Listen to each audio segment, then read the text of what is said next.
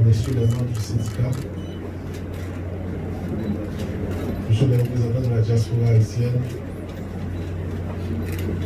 mesdames, messieurs les membres du groupe de la société civile, mesdames, messieurs, en vos rangs, grade, titre et qualité, chers collaborateurs, mesdames, messieurs, la presse parlée, écrite, télévisée et en ligne, distingués invités. L'honneur m'est choix de prendre la parole aujourd'hui à l'occasion de mon installation en tant que nouveau directeur général de l'Office d'assurance véhicule contre tir. Cette noble institution, depuis sa création, a toujours été au service des usagers, des services publics, en vue d'offrir une meilleure protection aux tiers victimes de l'accident causé par un véhicule. Mesdames, Messieurs, je voudrais tout d'abord adresser mes remerciements au Conseil présidentiel de transition d'avoir fait choix de moi pour occuper ce poste dans un contexte marqué par de nombreux défis à la fois sur le plan sécuritaire et socio-économique. Je mesure à juste titre, avec sérénité bien sûr, l'ampleur de la responsabilité qui me compte en prenant les rênes de l'OAVCT. Je puis vous assurer que je m'appliquerai à remplir cette noble fonction avec le plus grand dévouement. Mes remerciements vont également au Premier ministre, son Excellence M. Alix Didier Fils-Aimé, et les membres du cabinet ministériel qui ont entériné le choix des conseillers ministres. Je saisis l'occasion pour remercier le directeur général sortant, M. Fitzner Bernadette, que je vous demande d'applaudir, monsieur, pour tous les efforts consentis pour la bonne marche de l'institution, à laquelle ses suggestions et commentaires, en fonction des expériences et compétences acquises durant son passage à la tête de l'OAVCT, seront toujours les bienvenus. Certes, le dit office a connu des hauts et des bas, mais il est resté debout et doit être renforcé au quotidien en vue de lui permettre de s'élever à la hauteur des attentes de ses employés et des assurés. Mesdames, Messieurs, l'assurance contre tir n'est pas seulement une exigence légale, mais aussi et surtout un outil fondamental pour bâtir une société plus juste et sécuritaire en incarnant une mission essentielle, celle d'exercer le monopole de l'État en matière.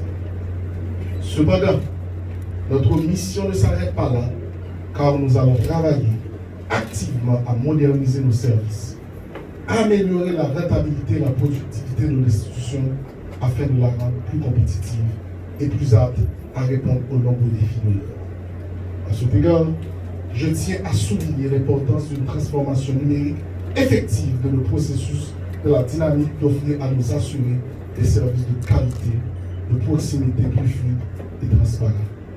De nos jours, la révolution technologique ouvre les perspectives inédites. Nous devons, en ce sens, nous hisser à la hauteur des standards des meilleures compagnies d'assurance de la région.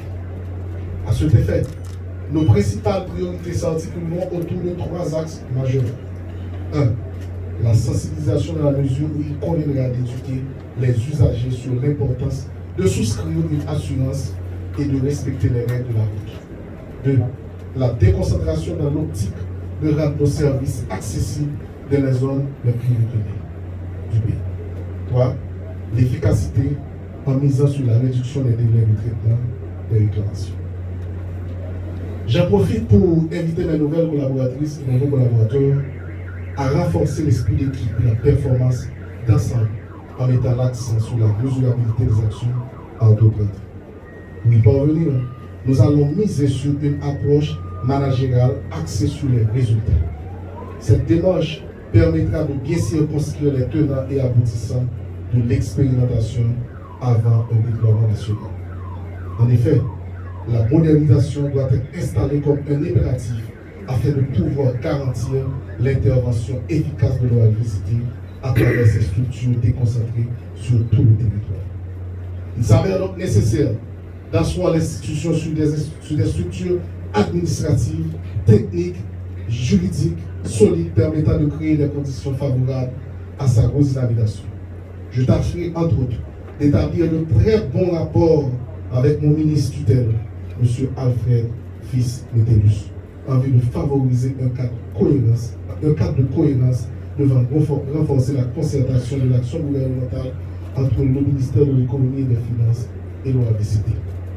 Aussi, le dialogue institutionnel avec les membres du syndicat de l'OAVCT sera-t-il renforcé avec mes conseillers immédiats resteront à leur écoute pour tout ce qui peut contribuer à l'efficience des activités d'intermédiation. Mesdames, Messieurs, l'OAVCT est bien plus qu'un assureur. Nos interventions s'inscrivent fondamentalement dans une logique de rapprocher les services de l'OAVCT de ses assureurs. J'accepte de prendre la charge de diriger le dit office dans un contexte de grande complexité de l'environnement sécuritaire du pays, particulièrement dans le département de l'Ouest et de l'Artibonite, où les tensions sociopolitiques tiennent la bonne gouvernance administrative en l'État. Cependant, avec le soutien indéfectible et le travail assidu des employés de l'institution, nous parviendrons à l'atteinte des résultats attendus à court, à moyen et à long terme. Cette étape n'est possible qu'avec la collaboration pleine et sincère des uns et des autres. Dans la même veine, j'invite les membres du personnel à jouer leur partition dans la mission qui est confiée à l'institution et à respecter les règles d'éthique et de déontologie qui doivent caractériser tout agent public. La compétence, le leadership, la transparence, la performance, la mise en application des bonnes pratiques administratives telles la reddition de comptes et le respect des lois, notamment le cadre légal en vigueur en matière d'assurance véhicule contre-routière, constitueront la boussole qui guidera mes actions. OAVCT un jour, OAVCT toujours. Bonne écoute. Merci.